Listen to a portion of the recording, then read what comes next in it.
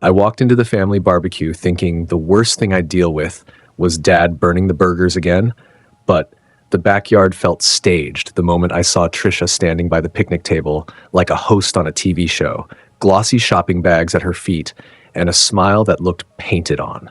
She clapped her hands, called the cousins over, and began her performance. New sneakers for Logan, a shiny tablet accessory for Stella, and a loud running commentary so every aunt and uncle could hear about her little surprises. People gasped, whispered, and my mother pressed a hand to her chest as if she were the guest of honor, which is exactly when Trisha pulled out a white envelope and handed it to my parents with a flourish. A spa day for you two. Massages, facials, the whole thing, she announced, and the table broke into applause. I stood there with a paper plate, watching, and tried not to look at Hannah. My 7-year-old sat carefully on a lawn chair, holding a small wrapped box on her knees like it was heavy. She didn't rip the paper. She didn't smile. She stared at the grass and smoothed the edge with her thumb. Neil leaned in and murmured, "Since when can she afford all this?" I didn't answer. A month ago, Trisha had been crying on the phone about bills. Today, she looked like she'd won a prize. Then came the line I knew she had saved for me. "And Andrea," Trisha said, turning with her sweetest voice, "what did you bring?" The chatter fell away. I opened my mouth, then shut it.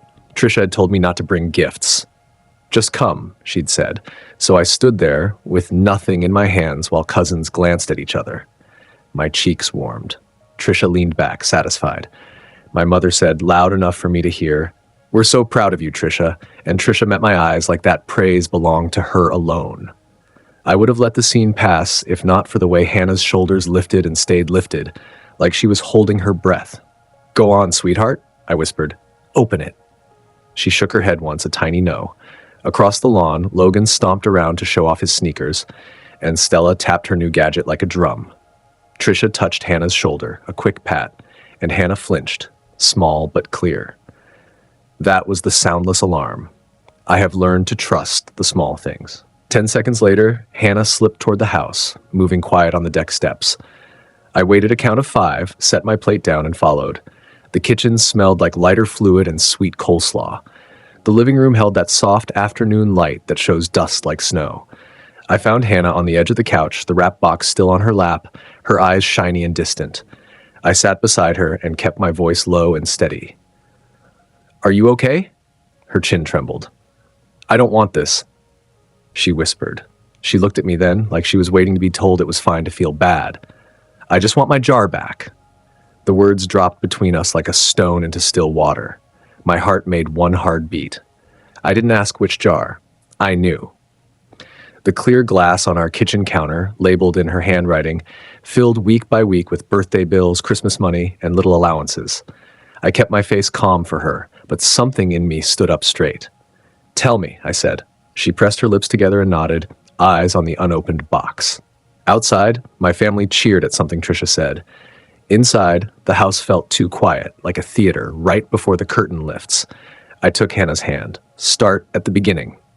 Hannah kept her eyes on the box and spoke in a small, careful voice, as if words might break if she pushed too hard. And I let the silence sit there long enough to feel safe. Then the story came out in steady pieces. Aunt Trisha had stopped by 2 afternoons earlier when I was still at work, said she'd heard rumors that Hannah had a real savings jar and wanted to see this little banker's treasure. And when Hannah laughed and said the exact number because she was proud of knowing it down to the last coin, Trisha told her she didn't believe it, that kids always exaggerate. So Hannah, my honest, practical girl, pulled a chair to the counter, took the jar down with both hands, and showed her the bills stacked by 5s and 10s with a rubber band around the bigger ones. At first, Hannah said, Aunt Trisha smiled and said she was impressed. Then her smile changed into that serious, slow nod adults use when they're about to make a lesson out of something. And she told Hannah, good kids help family, that Logan and Stella didn't have as much, that a smart girl like her didn't need all that money sitting there doing nothing. When Hannah shook her head, Trisha lowered her voice, leaned in, and said, if you can't spend it, you don't deserve it. Your cousins deserve it more. Then she added the line that hooked my daughter by the heart. Don't tell your mom, or she'll think you don't love your family. And Hannah's face went hot, and she felt both proud and scared at the same time. And she let Trisha pour the jar into a tote bag while promising it would be used for the kids, promising also that Hannah would get a special surprise at the barbecue to show everyone how generous she was. When Hannah finished, she looked at me like she expected thunder, but I kept my hands still and my voice even because she needed a harbor, not a storm. And I said, "Thank you for telling me the truth. And you did nothing wrong. Someone older put pressure on you." And she blinked hard and asked, "Am I selfish?" And I said, "No, you were kind. Kindness is not the same as saying yes forever." Then I stood up, took the box from her lap, and set it on the coffee table like I was removing a stone from a shoe. Outside, applause flared again, sharp and false, and I felt the old reflex to march out there and point and accuse. But I didn't. My parents had taught me that scenes change nothing except who looks foolish in the end. So I squeezed Hannah's hand, found Neil by the grill, met his eyes, and said, "We're going." And we left with no goodbyes, no explanations, just the soft sound of our footsteps on the deck and the gate latch clicking behind us like a full stop. In the car, Hannah stared out the window and breathed long breaths until her shoulders dropped. And by the time we reached home, she had color back in her cheeks. She set the gift on the table, turned the tag to me, and said, almost laughing but not quite, "It's Stella's size." And the last clean doubt I had about Trisha's motive disappeared. I made cocoa on the stove. Milk, not water, because small comforts matter. While Neil listened, jaw tight but quiet, and when Hannah was tucked into bed with her stuffed turtle guarding the nightstand, I stayed at the kitchen table with my laptop and the bank portals open in tidy tabs, the same way I used to sit when I believed my sister's promise about London and independence and paying me back after she made it. I looked at the account labeled for tuition and housing, watched the cursor blink like a metronome, and understood with a clear, simple certainty that I would not finance anyone who stole from my child and called it sharing. I didn't write a message. I didn't warn. I just moved every dollar back into my account, removed my name from the payment plans, and closed the lid. Then I washed the cocoa pan and left Hannah's empty jar on the counter, cleaned and ready, because tomorrow we would begin again on our terms. 2 days of quiet passed like a held breath, and then my phone lit up with a text from Trisha. "Hey, can you transfer? Something's wrong with the tuition account." And I stared at the screen long enough to feel my pulse slow, then typed back, "It's not a mistake. I'm not paying anymore." And put the phone face down on the table beside Hannah's clean jar. 20 minutes later, it rang and I answered, and Trisha's voice came fast and bright, the way she talks when she thinks speed will sell the story.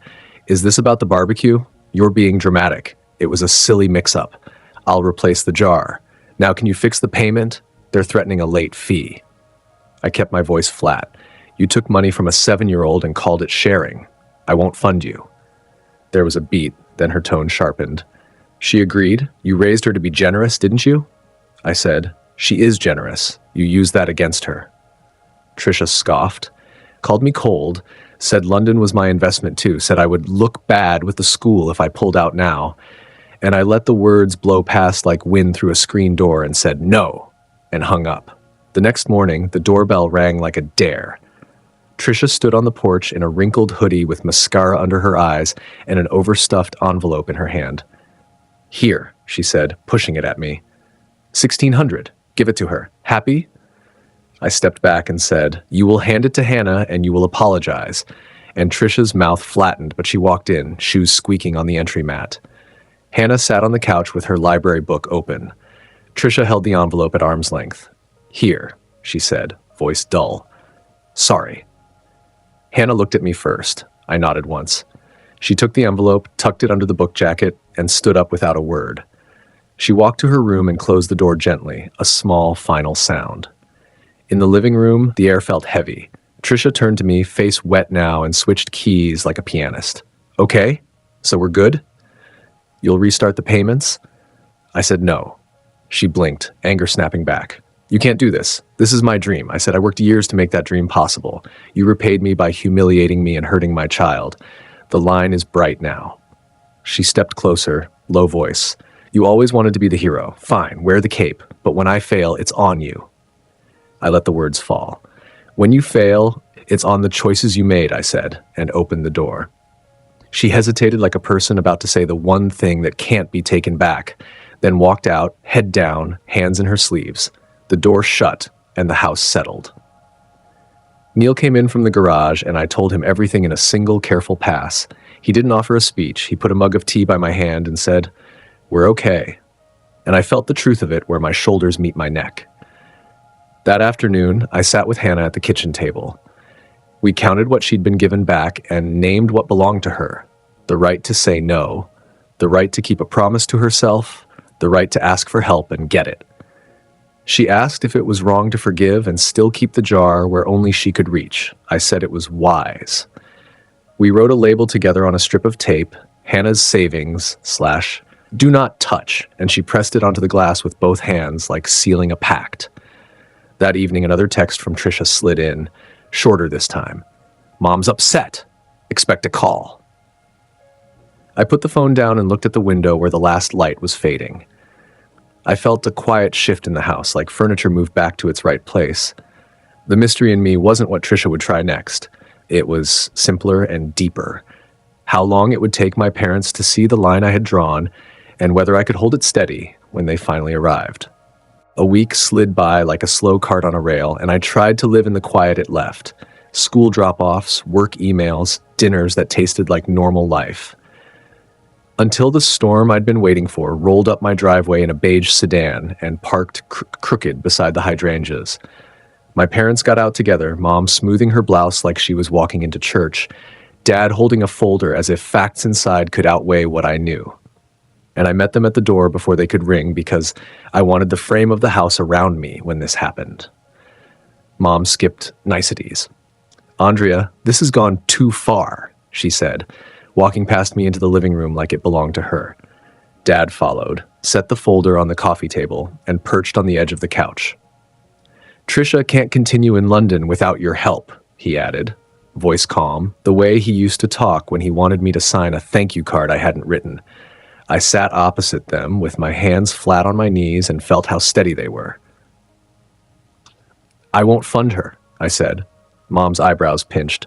"Over a little mistake? Hannah needs to learn to share. You always kept too tight a grip on things."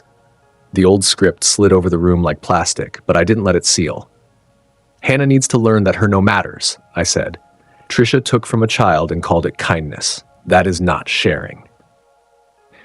Dad opened the folder like a magic trick and showed me printouts, tuition schedules, housing letters, a plane ticket date, and he spoke about sunk costs and not letting pride waste opportunity. I listened to the pages rustle and thought of Hannah's jar label pressed flat by her small hands. "If you believe in her program, you can sell something," I said. "Take a loan. It won't be me." Mom's mouth tightened. "You're punishing your sister because you're jealous." The word floated there, the same one they used when I was 13 and asked not to have my sweater borrowed without asking. I let the weight of it pass through me and drop. "I'm protecting my daughter," I said. "That is the job." We sat in a knot of quiet. From the kitchen, the clock ticked. Outside, a car door thumped down the street. Mom's voice softened a little, tired around the edges. "She made a mistake, Andrea." "She rehearsed a performance," I said. "She planned it. She used the money to buy applause." Dad looked at his hands. "What do you want us to tell her?" I thought about answers that would land like stones and chose a small one that fit the truth. "Tell her no is final." Mom stood, which meant the meeting was ending. She glanced around the room like she was counting what could be returned. "You'll regret this," she said. "Maybe," I said, "but not today." I walked them to the door. She paused on the mat and, for a second, looked almost lost. I opened the door wider so they wouldn't have to touch the handle. The sedan backed out slow and careful. The house settled. I brewed tea because it gave my hands something to do, and because the sound of the kettle is a straight line in a crooked hour. Hannah came in from the dining room with a worksheet and asked if she could round her numbers to the nearest 10. "Show me," I said, and we rounded them together, easy loops on the page. Later, a cousin called to check in, her voice sweet with news hunting. I answered in one sentence, "Trisha took Hannah's savings jar," and the call withered on the vine. After dinner, Neil and I went through our budget where the Trisha London line used to live. We turned it into porch paint, a dentist fund, a vacation envelope with no destination yet, just possibility. I put Hannah's jar on the highest pantry shelf and showed her the step stool to reach it. "You can move it whenever you want," I said. "It's yours." She nodded, serious and bright, then asked if we could take the envelope to the bank on Saturday. We planned the walk there and the hot chocolate after, and I wrote it on the calendar because writing it made it real. When I turned off the kitchen light, the house felt different. Not bigger, not smaller, just correct, like a picture finally straight on the wall. I lay in bed and listened to the refrigerator hum and the distant bark of a dog and wondered not what Trisha would try next, but how long it would take before the family saw that my door was still here, simply closed, and that I could stand behind it without shaking.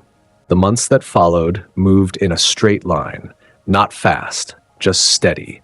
School mornings with toast and a packed lunch, evenings where homework and dinner filled the hours, and in that steady line, the loose ends began to knot.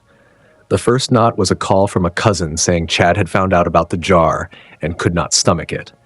Then a week later, word that he had taken a bag and left, and another week after that, a text from an unknown number that turned out to be Trisha's long voicemail, her words running hot and slippery, saying I had ruined her life, saying London was closing in on her, saying late fees were stacking like bricks, and I listened once and then deleted it because leaving it there felt like building her a wall inside my house.